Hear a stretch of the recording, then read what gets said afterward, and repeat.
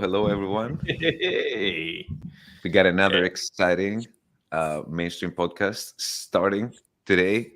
As always, we have Dan and myself hosting this amazing mainstream podcast. And we also have Garry Golden with us, our special guest for the day. Um, Gentlemen, how are you guys doing? I'll start with Mr. Garry, our special guest, and then I'll give the mic to Dan. I'm doing great. It's always good to see the 15-year-old headshot of me that's a little younger and lighter in weight. So we made sure we put the good one on for you. Yeah. Nothing but the best. So Theo, let me just ask you something. You kind of sounded like what is it? What was the guy? What was Bill Murray's name in Groundhog Day? Phil. Phil, like on the second day when he had to do the report, right? So like the first day he did his report about the groundhog, the second day he's like something is weird because he just starting to realize that it's the second day. It's like the same thing. He says, so it's Groundhog Day again, and that means we are at Gobbler's Knob. So it was just a little bit like that, but it's okay. It's okay. Listen, good to see the not 15-year-old shot of you, Garry. It's great. Great to see you. Great to see that you, Chef, in your luxurious cabin. Thanks to you, Dan. Thanks to you. Maybe one day you will invite me. It's going to be a glorious day. Okay. Garry.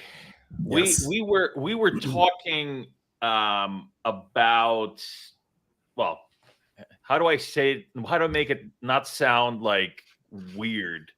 It's too late. It's already weird. We were talking about you without you there like 15 minutes ago. Okay, but now that's out, So, okay, you are a futurist, right? Yes. Okay. Now, like, how does one become a futurist? Yeah. Is there futurological majors in college? What is the Ivy League of School of Futurology? Yeah. So I have a master's degree in strategic foresight. So there are two programs. Yeah. Did you see the eyes open up? Yeah. So, wow. So here, well, let me give the before we look at that, the analog would be it's 1900, 1905, and you meet somebody and they say, I'm a psychologist. Someone in 1900 would be like, what are you talking about? So you do a lot of cocaine. That's or I'm an economist. Yeah. In 1900. Oh, so you're a landowner. Okay. Yeah. Like we don't study the economy. Right? So futurists study social change. Like how does the society change? And it was rooted. So this program in strategic foresight, there's two in the United States. One is at the University of Houston. It's been there since the 1970s. Grew up like NASA in the hydrocarbon sector in Houston, and then the other program is in Hawaii, and I chose Houston. And then there are a couple other graduate level programs to train futurists around the world, but it's basically like rooted in sociology, systems thinking, forecasting, but it is a discipline as unfamiliar to people today as, again, psychology or, I'm an economist would have been a century ago. I studied because you said futurologist, and I automatically think of some science fiction writers that actually were also, like Stanislav Lem, like Isaac Asimov, Philip K. Dick, but he was more like a dystopia. Says dude. Alvin Toffler. And the third wave, and foresight. Being a futurist is people think, I don't make predictions. I don't know what's going to happen. I'm just paying more attention to things than everyone else as best I Oh, can. If you don't mind, let me just give for the audience as well Sure, a little sure. bit of an intro and Please. some more information around Garry, because it's really exciting to have this kind of conversation. Um, as we have here, Garry has actually spent more than a decade providing insights to industry leaders on issues shaping society and businesses. As you mentioned, you're an academically trained futurist. You help your clients bring structure and discipline to exploring implications of long-term change. And this is, actually this expertise of yours will actually be very, very helpful in our conversation today. You've worked across a wide range of industry sectors related to the future of the infrastructure for energy, transportation, financial services, learning and talent development, civic and cultural institutions, and the implications of global demographic transitions. So, it's not just one thing, one specific sector. From my understanding, you've tapped into quite a few different industries. Yeah. And more specifically now, just so we can be more specific into our podcast and the mainstream, we've also seen you in the blockchain space Yeah. as well. So I just want to start from there before we even get into anything else. If you can just give us a little bit, again, some more information about your background, if you would like to add anything, and maybe tie that in on how you got to know this blockchain industry, and with your expertise and profession, how come you're involved into this? Because you probably have seen something, right? Yeah. So, well, I mean, and just to, for blockchain, just to set the other context. I'm professional futurist, kind of corporate work, right? Leadership workshops, seminars, things of that nature. And then I also run an after school business. So 40, I'll be 49 here in a few months. Had a midlife crisis right before COVID and opened up a creative learning space that I'm in now called Into the Future, where we have kids build objects and kind of world builds based off of their imaginations. So I have kind of I'm living the dream now. I've got this, well-paying corporate foresight gig, and then that helps to run this after-school space. Blockchain for me started in around 2014, right? I think it was I'm sure I just saw Bitcoin here and there, and the notion of decentralization was just at that time it was a fairly early mainstream, early adopter kind of concept. And I got pulled in, and I was watching the YouTubers. I mean, this was early days of Bitcoin and a very small community, less the conference and like back channel Bitcoin, more the front end on YouTube. And then I got pulled into some of the early Google Hangouts with Ethereum and, Vitalik, like sitting on a couch in Berlin with a bunch of people. So I was like, oh, what's this Ethereum?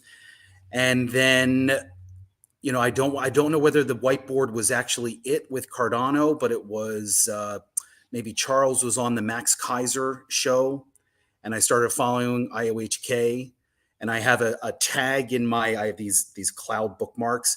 July 2017 is when I tagged IOHK. So I've been following kind of the Cardano world since then. And then, fundamentally, I think we're all here. It's all about the UTXO. So then I, kind of discovered and joined the Ergo community, in the maybe the second wave of Ergo's growth.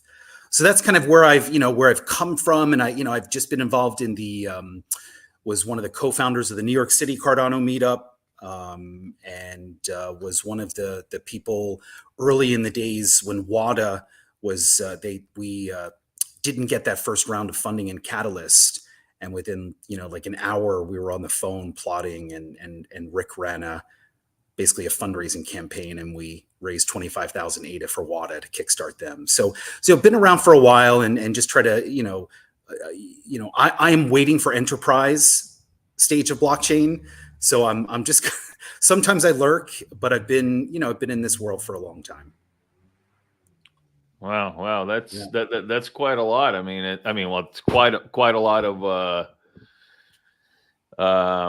I guess for the blockchain space, you've lived like 3 lifetimes. So Yeah.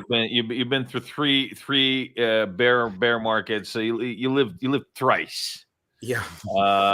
Yeah, and it's always different, and I'm actually well, we as a company and I as a blockchain professional have always been really waiting for that enterprise, right? For the enterprise blockchain to really kick in. And this is what's been my gripe, our gripe with the industry is that not enough is being done about that. Not enough is really being done about this, truly taking it seriously as an enterprise application that is intended for mainstream viability, for mass viability, because so much of this stuff is so niche. Even a lot of the financial tools are just niche because they're not designed with mass audience with retail onboarding in mind.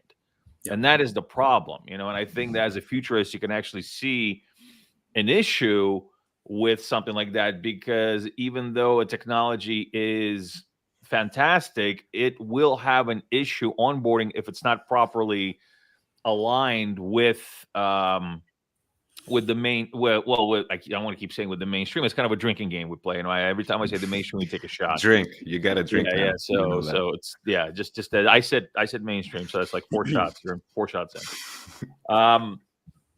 Yeah, and that's really the main issue here. It's just this lack of and then some, of course, there are projects that are thinking about this, right? Sure. But for the most part, it's almost like I don't know if you're familiar with, and maybe I brought this up before, but this is a really good example of a really great technology being delayed because the way it was presented was just a little too. The people didn't have context, and that is multitasking. So multitasking in computers was actually presented, I believe, by a company called Next Computers, and it was years before Windows actually started to utilize the concept of multitasking. And these guys were literally like 5, maybe. I think it was even in the 80s, maybe. I really early, right? And this thing just didn't take off because just the way this thing was kind of was shown to the people. It's like, well, what do we need multitasking for? What my text prompt thing is fine. My Commodore 64 is okay. My 8086 is okay. So they didn't get it, and I think that is and until really Microsoft took multitasking and actually created, with the technology, actually created an onboarding mechanism for retail, for the mainstream. This technology was kind of lost in the oblivion of IT development, and I think that if we're not careful, a lot of this technology that we have right now. And again, I would like to get your opinion on this, if you think that I'm correct about this, or what your thoughts are about this. A lot of this technology that's being developed right now, or has been developed right now in the Web3 space, in the blockchain space, or the DLT space, will get lost in the fog for a long time if we don't start thinking as an industry, start thinking about how does the average person utilize this, and why would they? Yeah. So what are your thoughts on that? Yeah. What are your thoughts? So I think yes. So for me, all L1 blockchains need to outgrow their origin story, right? We're still in the stage of like, it's the fam, right? It's the family. I mean, we all kind of know each other. We know these random people on Twitter. Heard them come to Tennessee. Like, how is this possible? There's no the internet had that with I think it was the well. Like there were early stages of the internet where it was like you knew everyone on the internet. Yep. Like you literally knew the internet. I'm going on the internet tonight, and and we need to outgrow that story, right? We need to have people using we need blockchain itself to disappear into the background, and the value, which is going to benefit over cost, to become the thing that people want and they expect. And nobody thinks that they're jumping on the internet anymore. But in 1995, you literally sat down and you're like, I'm going to go get on the internet. Yep, I was there. It was like, so most of these kind of transformative, kind of epic S-curve shaped revolutions, they take 20 to 40 years to play out. And we're 20 years, we're entering that kind of like early 20 year period. So I am happy with the pace of change. I just think we need to recognize that for enterprise blockchain to happen, right, we're going to need people to, wake up, use these tools, whether a business or a consumer, and have no idea who Alex is, and no idea who Charles is, and no idea who Dan is. Like we don't want them to know who we are. And that's probably the biggest challenge, is getting people to see beyond the family stage. We're still in it. We're still in the family community stage, but you got to grow past that. Right. And then the enterprise, well, what is enterprise blockchain? Like, this is a big discussion item. It is a compromise. It is integrated. It is, your enterprise blockchain solution may not be an asset. It may be identity. It may not include identity. It may be an asset. It may be just governance. Like, large corporations and small, SMEs may not want the entire solution set. The most important thing for them is that it integrates into what they have and what works. So it's, it's kind of a compromise transition as well. And right now, blockchain folks, crypto folks we're very principled and kind of borderline ideological. Compromise is a dirty word. So, I'm very confident in the long-term direction, but we have to outgrow that origin story. Well, I think it's actually, what, right now it's kind of like the knight versus the petty thief kind of mode, right? You ride through the forest, in the Middle Ages, and you meet a knight who will protect you, and then you meet some burglar that's gonna steal your stuff and do whatever, and that's, I mean, what I'm trying to say by that is basically, and again, maybe that's not the best comparison, but really what you have is kind of not enough of that middle happening just yet. You either have super, well, actually the middle is just starting to happen this cycle, but you either have these super kind of principled people, and really you can be principled, but you don't have to be,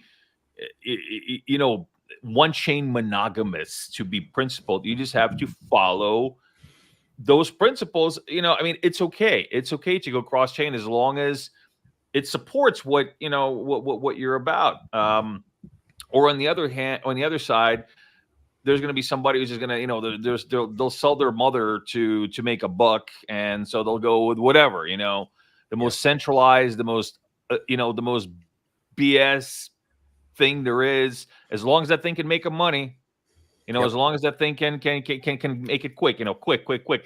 They don't think about sustainability, because really for me, it's always about, when I'm thinking about a product, about a blockchain product, it's all about long-term sustainability, because these are systems that you build to last for decades. You're supposed to build these, enterprise systems to last for decades. I mean, say what you will about COBOL, for example, right? There are still places that use COBOL today, and of course, I mean, it drives you crazy sometimes, because like, why are they still using COBOL? But that's because that was actually kind of engineered in a way to last for, not to last for months or a couple of years, but they were thinking they're going to use this thing for, for decades. So they engineered it like that. And of course, they didn't think they're going to use it past the year 2000. But still, when it came to be, they were thinking decades. We don't think about we don't think about that enough in this industry. Only at the L1 level, only at the core level. Yeah, the teams of infrastructure builders do, but Yeah, exactly. the users, yeah, no, that culture is not yet there, right? Yeah. Gary, I think you touched on something earlier that I really want us to focus on, because I think it's quite important to bring this up. You know, you talk to us about your history, your background, how you got into crypto, and you mentioned something that I have to mention it. Like, I have to bring it up. You said Charles going into Max Kaiser's show, and like really talking. These two people were actually talking back in the day. Yeah. For people that know history, that means a lot. The blockchain history. Yeah. With that Blockchain being said, drama. yeah, or blockchain drama. With that being said, that means that you've been in the industry for a while, right? Yeah. 2024, 10 years later, we're sitting here talking, we've watched the whiteboard videos, we've watched, so many different things coming from different industries ourselves, right? Where are we now? Yeah. In terms of what the vision was back then, you also mentioned enterprise solutions. Have you seen anything like that? Where are we sitting right now? What do you see that has changed from then until now? And then the second part of my question is, what are the next 10 years going to look like? As a futurist, I think this will be a very good discussion for us to have. You've seen what's happening in the field. You've seen what's happening in this industry. You've seen the growth. Is that enough? I'm not too sure. What do we have to do to make it, to make that big impact into the next 10 years? I would really love your thoughts. Yeah. So, well, I mean, 2014, there was crypto Twitter for sure. There was no drama. Well, there was a little drama, but it wasn't. There were no degens. Nobody was making money. So when you're not making money, it's a very different world, right? Where are we now relative to that 2014? I mean, I could give a super positive answer and just highlight the positives. I could give a negative one. We drifted. Let's do both.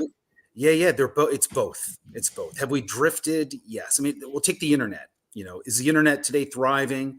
Of course. Have we kind of democratized access to information and misinformation? Yeah. Are there dominant players that really control the internet? Yeah. Are there apps that are closed walled gardens? It's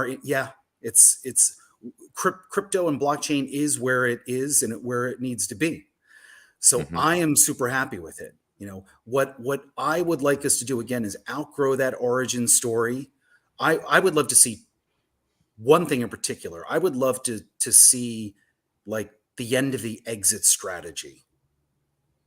I would love to see the end of, not to be too ideological about it. Like many people are investors and obviously, but it's like, if your position is, I am waiting for this coin to go up so I can sell it for the fiat currency that in another tweet I'm bitching and moaning about, and all the evil fiat people, and you're just exiting back into that system. Like, you literally don't act like you're a libertarian. You're just a degen. So stop. I would love to. The whole point of this is to not exit. To have these alternative stores of value and currencies and use them in your life. That's the point. So I'd love to see the end of the exit, and this, we're just going to be bombarded with it as the pyramid scheme stage starts right now. It's really, I'm sorry to interrupt you, but I mean, this is really something that actually I get a bit of a pushback from a couple of people in the ergo community. If you actually watch the AMAs, once in a while I'll get a pushback on my stance that price doesn't matter, or it's not that the price doesn't matter. If it matters in different ways, right? Does it matter to you? That's what I say. And for me, that is the thing, because people start getting at me, it's like, well, what are you going to pay the miners? What are you going to pay them in muffins or whatever? It's like, well, of course, different. yeah, but that's different though, but that's forced, right? But I mean, what you described is exactly what, like, the core of my stance is actually intrinsic value matters. What can you do with this currency within the ecosystem that this currency exists in? Because you're not worried about what your dollar can buy. If you're in the U.S. and what your dollar can buy in the U.K.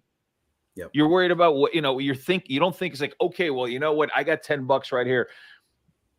If I go to the UK, what can I buy? It's not the first thought that comes to your head. You think about, okay, what can I buy at the supermarket down the street with this money, or what kind of services I can get with this money from whatever the landscaping guy or whatever. You don't think about how many British pounds will I have to cash out to pay this guy in US dollars, and it's just, you don't think that. And so, because say what you would, I mean, whatever, people is like dirty fiat. Okay, yeah, but it's still an example of a financial financial capsule, right? A financial capsule that really kind of revolves around its own currency, and it doesn't really utilize anything else besides its central currency, right? And in a way, yeah, I mean, blockchain systems, if you have if it's a cryptocurrency, it has to have purchase power. It has to have service. It has to have this, like I said, this value inside the ecosystem for it to truly be a currency, or else it's just, I mean, it's just, it's bullshit. I mean, to me, in the end, if we're not striving to that goal, right? And if that's not our end goal, is okay, yeah, I'm not gonna, people say, oh, well, Cardano hasn't pumped as much as Doge. I don't give a crap, because you know what? Yeah, okay. It's nice to see on the charts, but what can I do with my ADA? What can I do with my ADA? That's what I'm worried about. What can I do with my ERG? How can ERG power the winter protocol of Palmyra for me to be able to do more transactions, more tokenization of commodities on Palmyra? That's what I think about. I don't think about how much does ERG how much can I sell this ERG for fiat for? Because it doesn't make sense to me, because this my financial ecosystem is enclosed within that particular confine. And where, like, we don't know exactly where blockchain and crypto is going to head in the next 10 years. I mean, I think there are going to be some real surprises. I am grateful that this next, whatever we're entering, this phase, is about real world assets. Like that is my true, it's a hope, but I think it's a pretty solid kind of belief based off of what you see. If we do not have real world assets coming on chain, like, there will be a bloodbath in the next, like, the patience will be running thin from the capital that's inside the system. I share this on Twitter a lot. The big picture is this: globally, and it's broad numbers, right? Globally, there is $550 trillion of assets in the world. So you take, what are things worth? What are those assets worth? Roughly $550 trillion. And I think it's a reasonable goal for the crypto world, let's say the UTXO worlds, right? It's kind of our people, that by 2030-ish, we have between $5 and $10 trillion of real world assets. And that may be an NFT, it may be a digital book or music file, but it's also identity and, and it bales of tea, et cetera, that we have $5 to $10 trillion of assets within the crypto world locked. That is not a threat to the system. That's 5 trillion out of 550 trillion. We're still good. We're not a threat yet. And to get there, we are going to need more than people that are just simply trying to arbitrage price moves. And again, if you're using this to make some, you're into the decentralization principle and you're into it, but you're also just using this to kind of do good for your family. There's nothing wrong with that. Just stop pretending, like just be explicit about it, right? And don't knock people that then want to bring in enterprise companies. Like the same people that will talk about price pumps and wanting to exit and blah, blah, blah, will also be like, oh, we shouldn't be partnering with whatever mainstream brand, like as if that's selling out. So that's the target: $5 to $10 trillion of real world assets locked on chains in 6 years. That's doable. That's doable. And of those, how much are going to be on Ergo Cardano? I mean, and this is where, like, you know, it is exciting to think about not price, but the value of things like, holy shit, this network that is not controlled by anybody now contains hundreds of billions of dollars of real world assets. That shit is exciting. Yeah. It's really it was really the thinking behind what we were building, and really kind of the thinking behind what I think is, and as you said, you also hope that is going to be the narrative for this market, and hopefully beyond this market, because we can't just go by cycles, you know. Every cycle, this is the exciting thing, and then everybody goes back to their cave waiting for the next cycle of a pump, you know. Next pump cycle, you know, next numbers go up, the green candles. And I absolutely agree with you. I think that all these different cycles that we went through, they just kind of, they were kind of these transitions into, okay, so you know, the 2013, 2014, that was just kind of like the discovery of the whole technology, right? They were just we were just kind of starting to understand what it's about, understand that there's more than Bitcoin, understand there's like other stuff that you can do with it, just, you know, kind of wetting our toes. Then came the 2016, 2017, early 2018 cycle, right? And that cycle is like, okay, we got this technology. This technology can make money, fiat money, but it can also make you can make your own money that will make you money. Raise money. Yeah, you can raise money. Yeah, exactly. You can raise money. So came the age of the ICO, right? Yeah. And of course, everybody was about the ICO. You know, ICO. I remember these ICOs got so ridiculous that I remember somebody released a fake token that was literally called, you know, like useless. It was, I forgot. It was literally like a joke that somebody released, said that this token has absolutely no use at all, and it pumped like 4, 5, 6x or something like that right out of the gate. I mean, I remember talking about Hosky. No. That was before Hosky's time. Yeah. Then it was the NFT. Then it was the NFT phase. And then there was the NFT. Yeah, of course. Yeah, and then you had this NFT and metaverse cycle, but metaverse, you know, that was tied to the NFT side because they wanted to use NFTs in the metaverse, and again, you know, neither of which were actually utilized in the most optimal way, because, you know, with NFTs, everybody just got into collectibles, and it was like, oh, well, you know, they're collectibles. You can do so much more with this technology, but everybody gets stuck on this one thing because that is the trend. Yep. The same with the metaverse. It's like, oh, well, you know, gaming. It's all about the gaming. It's all about, okay, yes, gaming, but you know, I was saying, you know, about the metaverse. I said, you know, back in my day, we called it Quake 3 Arena. That was the metaverse in my day. It's just what is it? You know, what is it? I mean, we already had virtual reality. There wasn't enough. There wasn't enough advancement in message. How does this separate from just regular virtual reality or regular augmented reality? Why should I care? Okay, NFTs on there. Okay, who cares? You know, the mainstream, who cares? So now we progress into this new phase where, okay, people said, okay, last cycle, NFTs did okay. You know, it was beyond you know, there was more than the ICO thing. People started to think about different utilities, yada, yada, yada.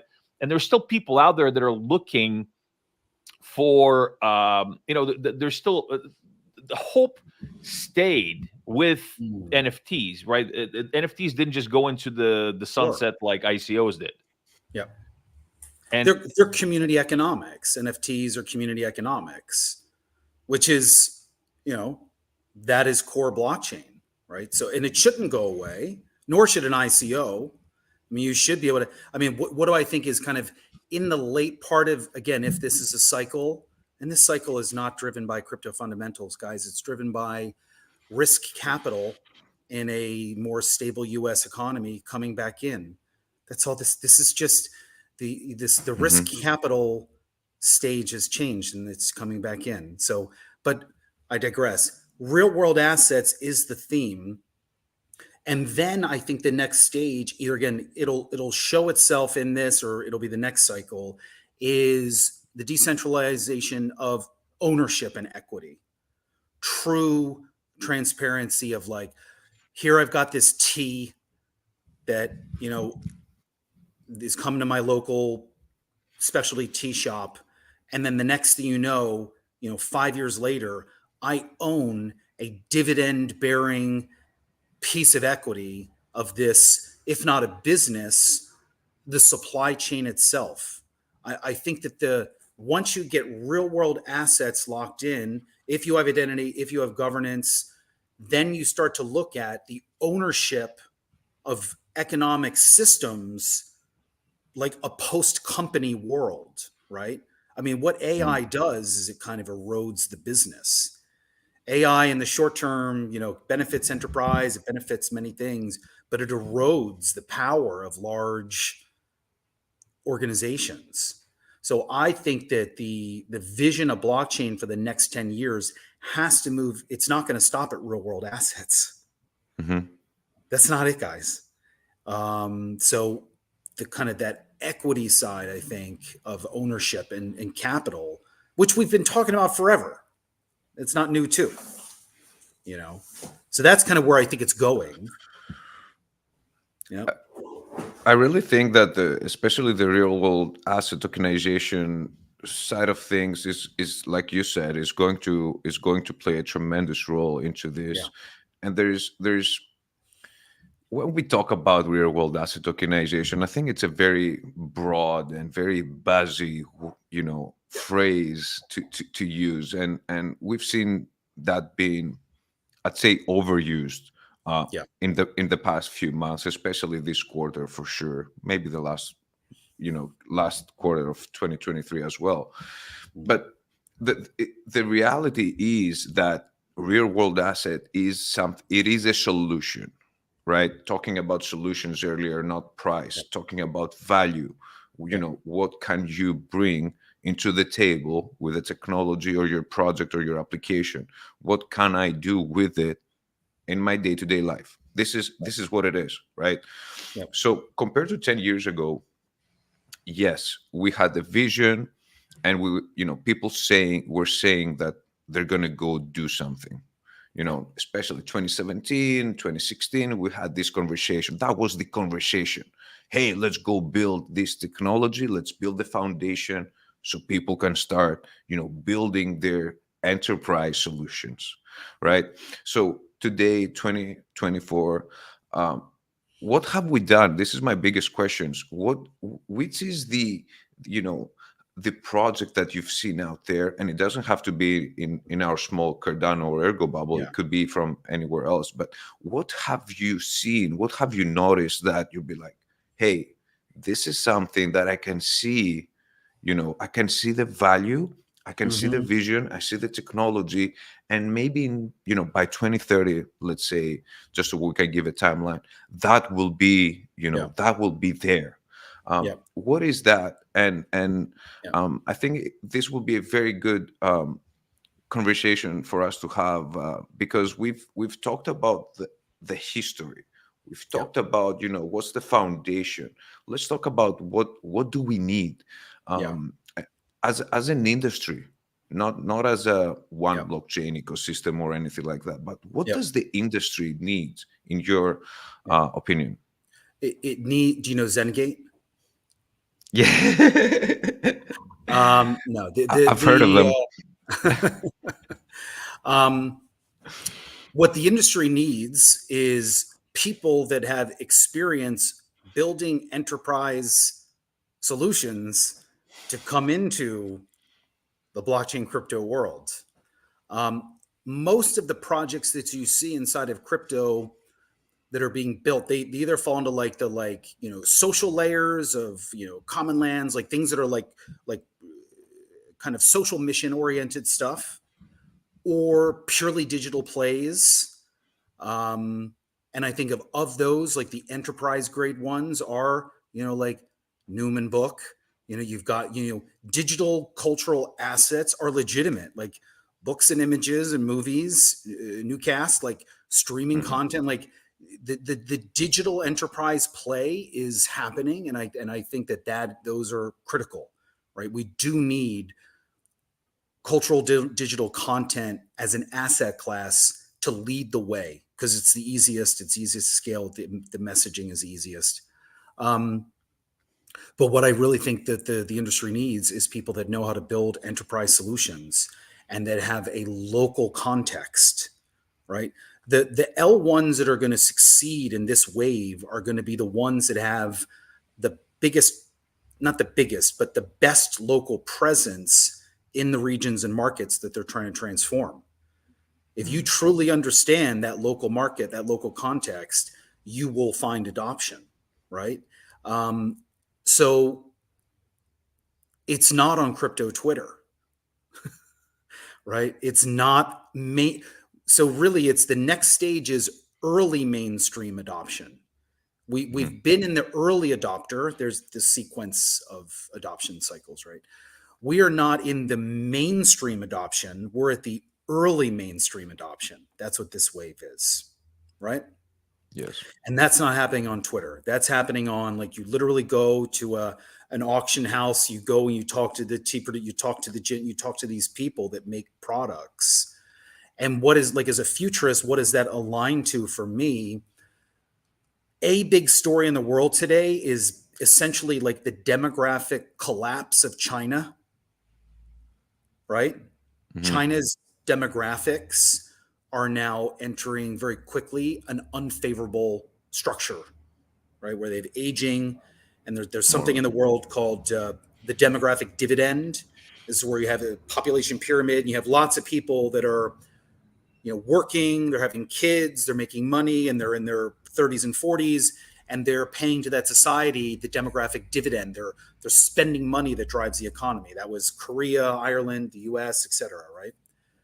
China is in a waning demographic dividend phase, and it is now pushing the majority of its manufacturing capacity out into the world. So if you start looking at charts, you see like Mexico for the United States. Holy shit, Mexico is booming. That's not Mexico. That's not Mexico, guys. That's China. That's Chinese capital inside of Mexico, putting stuff on a train up into the US. You go to Vietnam, you go, Malay, like this is, we need to anticipate the demographic dividends of these societies that are going to occur, because those demographic dividends are going to have SME entrepreneurs. They're going to take, the idea of like craft beer back in the 90s, the idea of like beer was just beer. And then a bunch of people were like, no. If I make a good beer, I'm going to sell it for much more. And you would have thought in the late 1990s that the microbrew trend had played itself out. It was just getting started, man. Oh, it's crazy. I mean, it's still crazy over here. The beer world is still like and that is largely because we have decentralized that production ecosystem. And we are just now at the beginning of the decentralization of all of these commodity products. So I think the biggest opportunity is aligning blockchain with demographic dividends, where you have these regions that are popping domestically, also popping with export-oriented entrepreneurs, and giving them a solution to sell in a market that is like, yeah, I like drinking this tea from this producer, who I also follow on Instagram, Like, we can't underestimate that is what brand affiliation is today. It's super close. And then the next stage is going to be, I want to own part of that business, give them capital, spin off a dividend for me. I'm never going to, like, it's not like a stock. I think it'll be a different structure. So get there as fast as you can. And I think zenGate is killing it. Right? So I don't know who else in crypto. I'm sure there are, but truly enterprise stage that's not finance. Mm-hmm. It's more solution based. Yeah, it's financial systems need to be built in blockchain for sure, right? But there's tokenization of diamonds. Like, there are people focusing on it, but food, drink, furniture, sneakers, textiles, that's the stuff that I think you want to attach the solution to. I think, Dan, you're on mute. Dan, you're on mute. No, I'm not on mute. I'm just pretending. Oh, okay. But I'm preaching to the choir. I mean, you guys, this is what you say. This is not. You don't hear this enough in the broader kind of crypto circles. So it's interesting what I was saying. What I was lip syncing a minute ago was that what you said about microbreweries was literally, I think it is, I mean, not word for word, but pretty much what a really well-known tea expert said at our workshop in Sri Lanka that we did for Fund 10 for rapid onboarding of Sri Lankan tea producers. He literally brought the exact same example. Yeah. And he was basically saying that, and he was saying this in the context of artisan teas. Yep.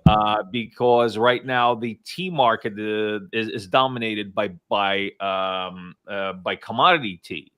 But he said that the market is actually really ready to accept more artisan and specialty teas, like the beer market was ready for microbreweries, because like you said, in the 90s, 25 years ago or whatnot, microbreweries were just like, oh, okay, whatever.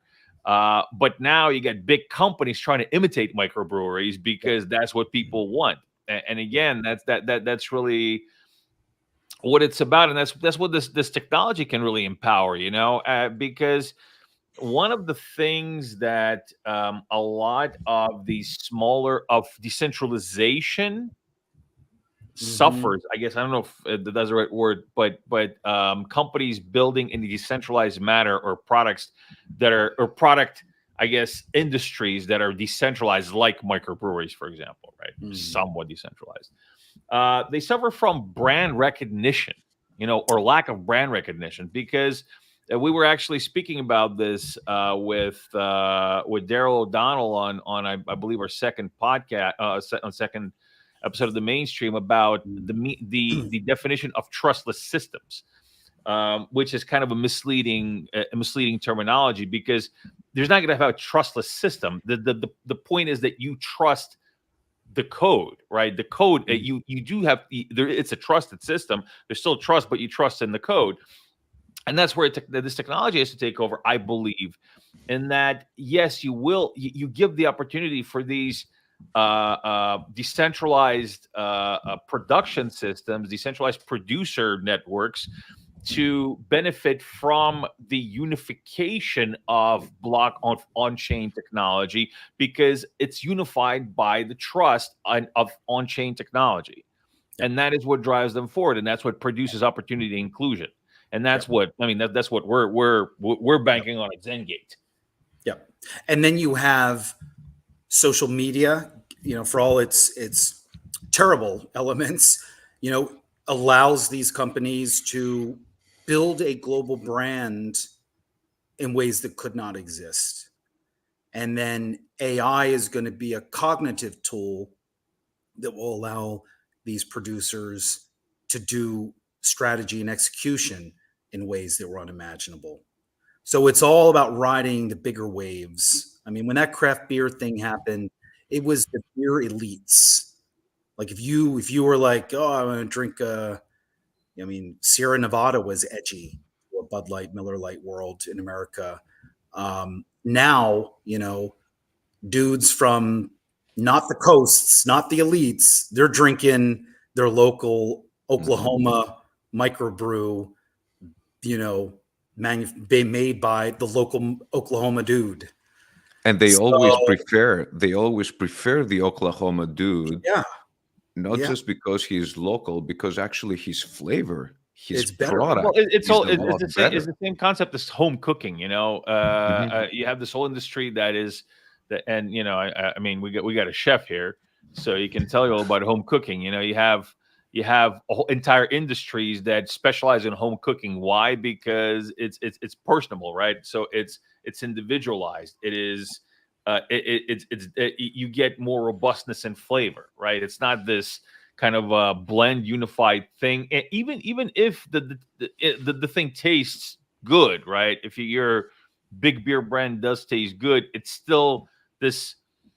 It's this kind of a mental block that you create that you create towards actually letting your palate open up to that taste, because it's just so mass produced. When you have Bob's Brewery out of Wisconsin give you a beer, you're a lot more open to the experience because you don't have you have very generalized expectations. Yep. So then you're much open to the experience, and then you actually get to experience more, you get to enjoy it more. And I think that makes for happier people. Yeah. So then, what blockchain needs is not just the technology, it is like the evolution of the consumer taste profile. Mhm. I mean, when will we truly see demand for, tracking transparency? Like, I know that this coffee is from this producer. It's when the customer values that discrete level information. And only a very few people actually want that now. But I think the expectation is that the consumer market does become more sophisticated over time in these areas. There's so much stuff happening, guys. And let me just kind of throw out another, because like the futurist and not blockchain. So the AI that we see today, the generative AI that's in the world today, the large language model, like that can be directly traced back to the window of 2017 to 2019. Like if you were paying attention, you were watching this website called Archive, you were looking at the papers and who was doing what and the funding, you could see the kind of the knee of the curve growth.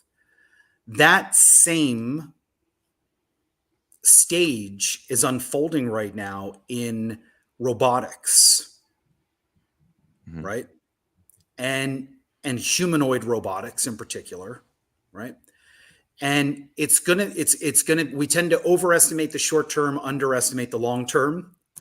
But when you look at like global economic production systems, right? Humanoid robots, I don't want to give a time horizon, but let's say within the next 20 years, which is not a lot of time, humanoid robots are likely to be the largest industry in the world, right? So a small tea farmer or producer buys through an ICO on Ergo or Cardano to buy the equipment from its global base, buys 2 humanoid robots, and the cost for that product then drops, right? So there are many, many things happening in the world that are going to help kind of the decentralization and the little people if we play it out right, right? If we play it out right, Yeah, yeah. you And know? there's quite a few things that they were brought up earlier, Mhm. and I really want us to touch on the solution. And Yep. I'm gonna bring up one of the topics that we got Yeah, please. with the help of Victor. But before I get to the topic, we discussed about solutions. We obviously discussed about enterprise solutions, more specifically, and we also discussed about solutions that would, the blockchain technology will bring to our day-to-day lives. And that comes, you mentioned earlier about decentralized governors. Yeah. We discussed about obviously the decentralized finance, ID, right? Self-sovereign Yeah. identity, which is very, very important. But one of the other components and one of the other solutions that we have with blockchain is traceability, right? Yeah. And I think to your point earlier, and with with all these different frameworks that are coming out, from FDA to the European Union, by 2026, everyone will need to have traceability onto their supply chain, one way or another, right? And we have a very nice example here from a gin distillery that uses blockchain for supply chain transparency. So these are the steps that we see.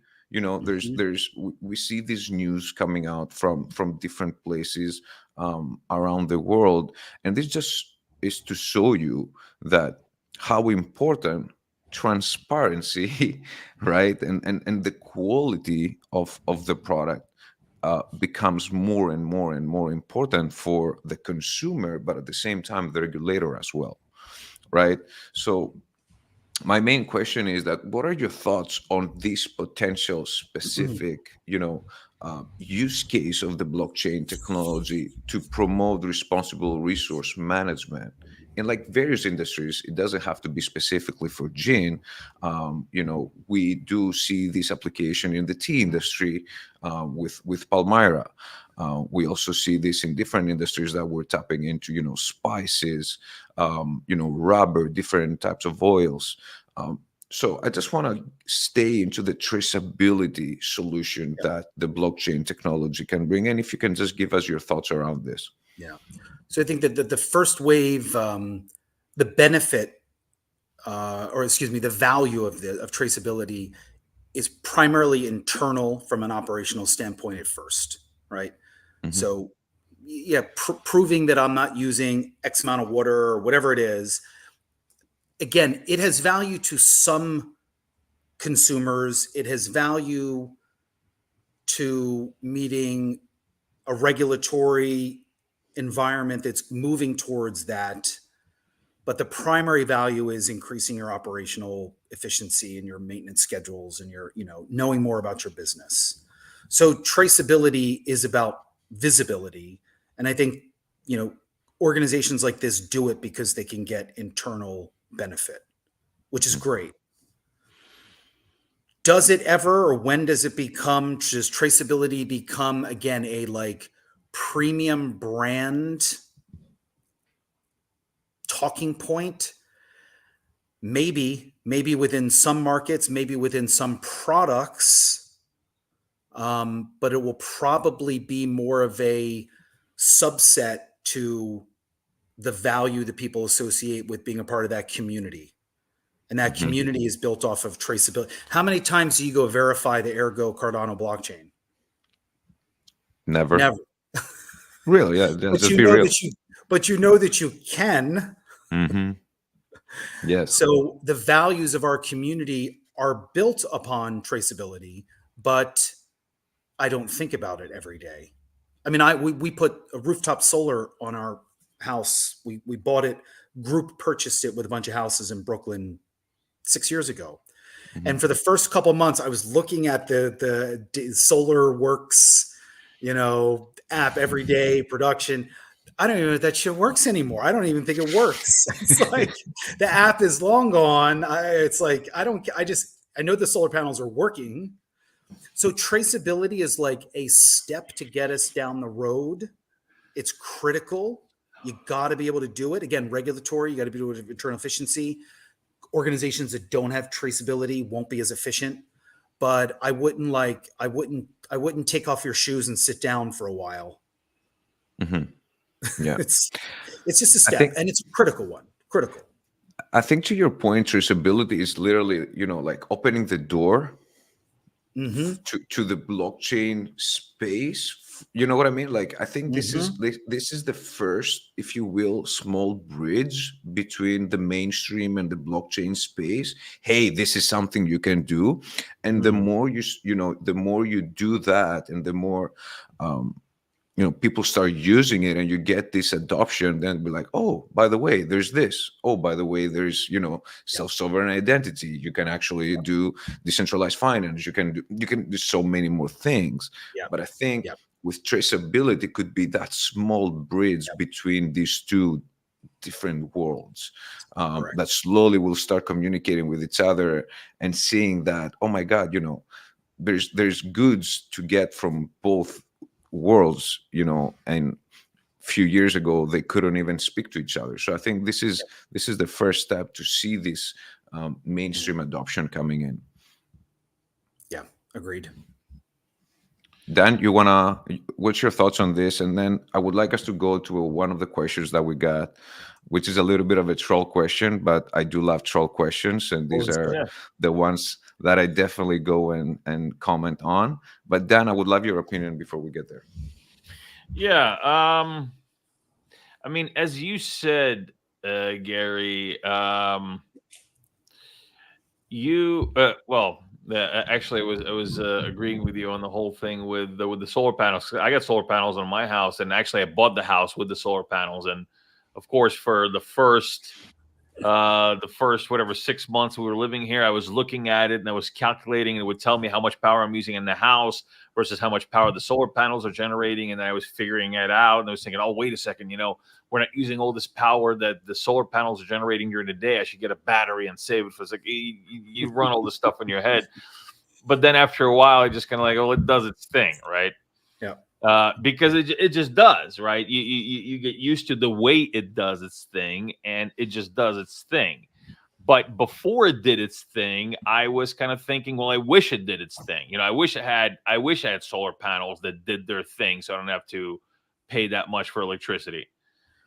And the same with traceability, and the same with these requirements for traceability, because there is such a problem with, well, just and it's not just about quality. It's about connectivity. It's about communication between from between the producers and between and within these systems that produce these products. The traceability actually can help, because you can then move the information across the whole value chain with traceability. It will make it better, but then it will make it so good that you're not going to worry about it. But in the end, you're going to say, hey, remember 20 years ago when you didn't know if the Ceylon tea you had in your in your cupboard was actually Ceylon tea from Sri Lanka, or if it's just some fake bullshit that somebody sold you that is actually, I don't know, like Lipton or something with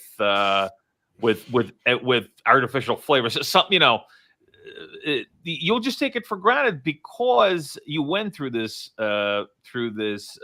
period of, it exists, I can make a choice. Now I know that actually I am protected by this technology, so now I can actually relax because I know that what I'm getting is what I'm getting. Yep. And that's where we are right now with this technology, because I was actually speaking with Sam maybe about a year ago, I think. And we were just talking about, because we were talking about building out the entire traceability protocol, and not just between us, but we spoke to other people, and we were just saying, it's like some people are saying, oh, well, people just don't care about it. People just don't care about it. They don't care about traceability as much. It's they don't care until they do, and then they really care. It's not this like gradual thing that one by one by one. No, it's literally this, like, it's a wave, right? Yeah. You stir a bucket, right, and sooner or later the water will spill out, right? It's just a matter of time. And it's the same thing with this technology. It's not just going to be this gradual drip out of the bucket. Somebody kicked the bucket, it's already going and is going to spill out. It's just a matter of time. So I totally agree with you, and I think that it'll come a lot sooner than people think. Yep. And right now, I mean, what we're building is actually starting to make sense to these guys, because really at this point, so it was kind of like it was almost like the whole thing with touchscreens and TVs and cars, right? So 20 years ago, it was this this thing for rich people and rappers. They have TVs in your car, and you have touchscreen. You had a telephone in your car, and you were an OG back in the Yeah, days. yeah. Talking on your cell Remember in phone. the Not limo, that your Mercedes? 9X. Your 9X Motorola. I mean, that was that. And now it's. I mean, you break out the cell phone. It's like, yeah, my 3-year-old's got a cell phone. Yeah. It's not that big of a deal. People just Mhm. take it for granted. But it's the same with interactive systems inside cars, right? Touchscreens inside cars. 15 years ago, even 10 years ago, it was still just this cool thing to have. Now, pretty much everybody has it because it's kind of a must-have. Navigation, people can't really deal with that without navigation anymore, which is not a good thing. I think not a completely, great thing that you have navigation everywhere. The same with backup cameras. Back in the day, backup cameras, who cares about a backup camera? I could just look backwards and then use my rear mirror. Now everybody uses backup cameras. And I mean, yeah, these technologies are not necessarily kind of life saving. You can do without a backup camera, but it's really at a point of where it's not a cool thing anymore. It's just you just have it. Yep. You just have it, and now it's part of your life. And now you're just like, well, why don't I have it? Why don't I have it? And now the industries that we're dealing with right now, they're actually getting to this point of where if I have this technology, so these first car manufacturers that actually did have backup cameras and they actually did have interactive systems in their cars with touchscreens and media and whatever, they were saying, we have these things, right? Your car will have this. And it was separating them from the rest because they were the narrative was that this is going to be the future. Yeah. And so now actually producers that are utilizing our platform are in that same category. They're visionaries, they see that this will make their business better and they're ahead of the curve. Yeah. In 5 years, in 3 years, they're not going to be ahead. I mean, they're still going to be ahead of the curve, but that's just because they got into it 3 years earlier than everybody else. Your early signals from like traceability, like how many people, I get eggs here in Brooklyn, and every once in a while, I'll just click on that QR code to see the chickens in the fields, like they're supposed to be on that they say they are on the, and it's like that producer is getting a very small signal that this market in this place, like suddenly, the tea producers, like, why are we so big in Tulsa, Oklahoma, or in Vancouver? Like, what, like they're getting those really valuable early adopter signals that this person that clicked on this QR code to verify also follows our Instagram, also wants to know how to make tea better, also is interested in, coconut oil, whatever it is. So the value extraction of early adopter analytics is very real for producers, right? Mm-hmm. So it's there, it's coming, it's inevitable, but it's not the end game. Traceability is ownership of the supply chains is the end game, not transportation visibility, right? Totally. And it's like we said, it's the first step, right? Yep. It's the first step, so you can start having the next steps to get to get to the point. And I'm pretty sure, the more features and the more capabilities and more solutions you can give to your day-to-day users, I believe this will, get more and more and more, mainstream adopted as well. I know we can talk about another hour. I'm pretty sure we can have another, and I haven't even touched any of the topics. Really, we just kind of like touched maybe 2 bullet points. And I always would like to, I like to apologize to Lorena and Victor, our media team that is doing an amazing work putting all these things together. But sometimes Lorena's probably sitting there like, I told her we're not going to even get to the questions. They did it again. Like they did it again. Yeah, I worked this whole thing out. And they just did it again. They just talked away the whole hour. Then they only looked at 2 things that I wrote out of like 20 things. Yeah. She's not gonna be happy with us. But such as it is. We did touch on some really good points here. So let's have that question from our Rosentroll. Okay, the Rosentroll. Does Yeah.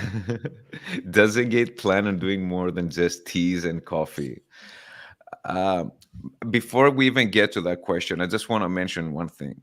When we just say teas and coffees, I don't think that just is a word that we can put right next to it, because teas and coffee is a huge Huge. Yeah. market. Really So big. even if you were to capture 10% of this and put it on a blockchain, that would have been a huge thing for the whole I mean, blockchain well, yeah, industry.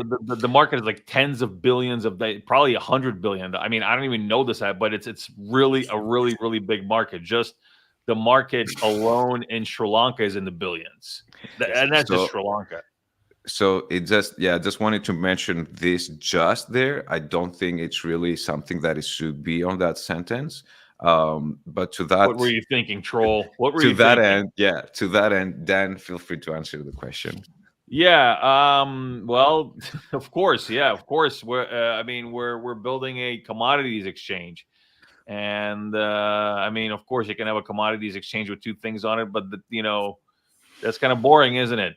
No, we're onboarding. We actually already have onboarded Ceylon cinnamon. We're onboarding Greek olive oil and Greek olives. We're also going to be onboarding uh, Turkish hazelnuts and Turkish almonds later on in the year. We're going to be onboarding Zambian honey. With actually, we had on, I believe, was it our last? Two. Okay, yeah, two Two episodes. episodes ago. Yeah, 2 episodes ago. Anyway, and On episode yeah, four, we on had episode Khaled 4 we Gathman. had our Zambian honey producers. Yeah, so quite a few new commodities are being added, as well as different types of tea varieties are being added. So yeah, version 2, V2 of Palmyra is coming in the next few weeks. It's going to be really, I mean, we're already got it in our staging and in our close production. And yeah, it's great. It's got a lot of new upgrades. It's actually sitting on completely new architecture called Medusa. It is utilizing Mango Pay for cross-border payments. So right now we fixed that problem for Sri Lankan and developing economy producers, because that's one of the hardest things is remittances to these economies. The logistics solutions, we have a more robust logistics catalog for them to enjoy. We are also working on integrating fractional shipping. Somebody compared us to the what is it, not the East India Trading Company. Which company did that back in the old days? Which company did that? Was it East India or was it the Dutch? They all sold shares. Yeah, well, Yeah. anyway, Yeah. so we're also working on a fractional freight forwarding service that small producers and micro and small medium-sized producers can buy space on, so that they don't have to worry about paying really high air freight costs. Yeah. So yeah, just a lot of stuff happening. A lot of new commodities are coming on board. So yeah, we actually have another question here really quick. Ty Golden Gems. We're also working on some potentials, right? I'm not going to disclose too much about it, but that is also Be careful. Yeah, I'm going to be very, very careful, or else Chef is going to leave his beautiful cabin and come in to Japan. I'll come and hunt you. Yes. Yeah, and hunt me down. Yeah, but things are happening. Things are happening. So yeah, I'll leave Those it are at that. integrated solutions. I assume Mango is not blockchain based. It's not. It's so not. so don't scream out like fucking sellouts. It's like, no, you're delivering a solution that is integrating, a startup, but traditional, and you're growing blockchain not by being an ideologue where everything is pure, but you're delivering a solution that pieces together Aggregate. different parts. It's just like that's how you grow. You want that $1 trillion market cap. You're not going to get there using everything comes from blockchain. Not yet. Yeah, yeah. Mango No, absolutely. will be crypto based at some point, but you have to integrate the pieces. Absolutely. Right? It's an Transcend aggregate and solution. include. Yep. Aggregates. Yep. That's what it's all about right now. I think it's an aggregate solution, and you use blockchain when it makes sense. That's what it's all about. And own the kitchen. Own the kitchen. Think about you guys, like take an average person kitchen. I mean, go in our kitchen. We're not crazy on the specialty products, but there's a bunch. The honey's from upstate New York, and this is from there, and this is from there. Like we just talking this morning about, we usually buy a Brooklyn coffee, and we're cheating on them with Stumptown out of Oregon. And, like our kitchen conversations do include brand origin. But with that being said, you didn't have these conversations even maybe not 5, 10 years ago. 10 years ago. Again, maybe on beer, but that was about it. But now you see because of the technology, and people are getting more educated. I think this is another big thing, that people actually now have more information in their hands versus 10 years ago that they didn't know. They're like, oh, this is milk, I'm just going to drink milk. Now they're like, oh, what kind of milk is it? When was it produced? Or, what are they? Everyone is checking, they're checking the ingredients, they're checking everything. They're checking how they grew, the cow that produced the milk. 10 years ago, you didn't have that.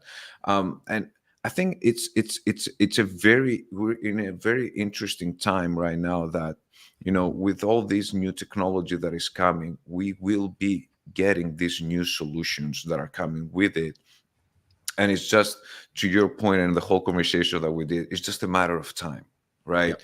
And it's a matter of having people, a team or many different teams, many different companies, projects that can see these, can focus on it more and start building their solutions, towards that.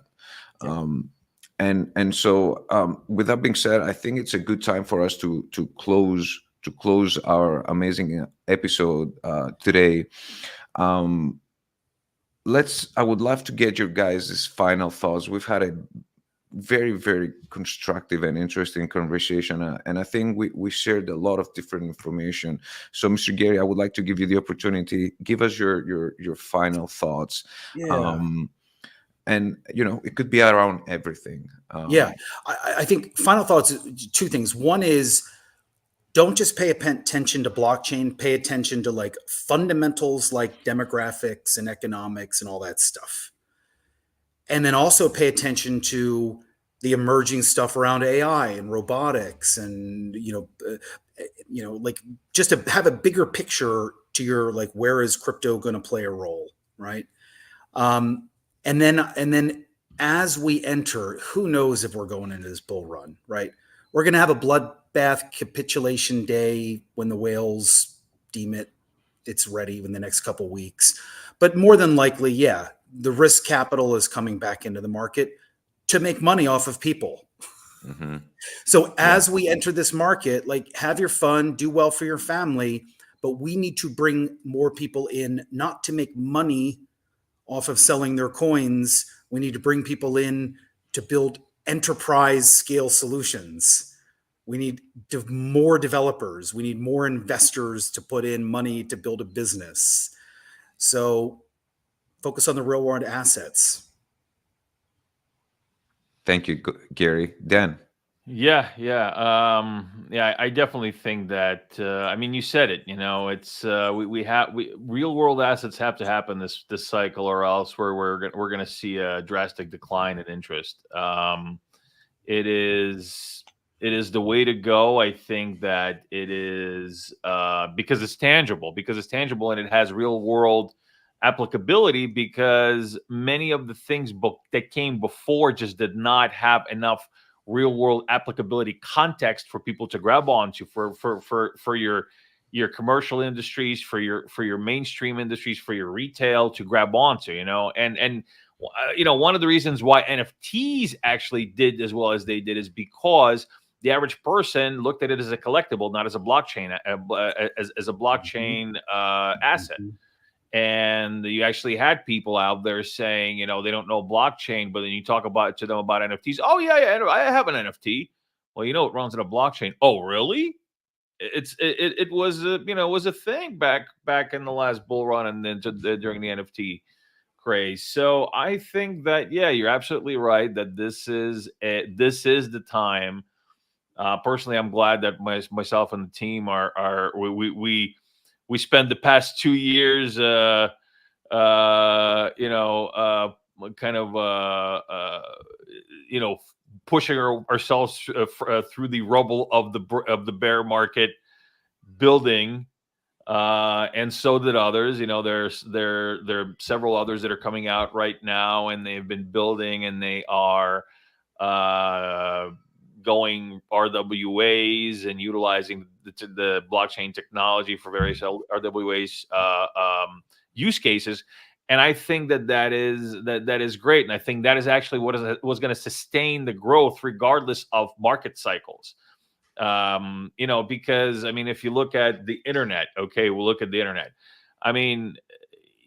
Markets go up and markets go down, but internet doesn't. People don't lose interest in the internet, right?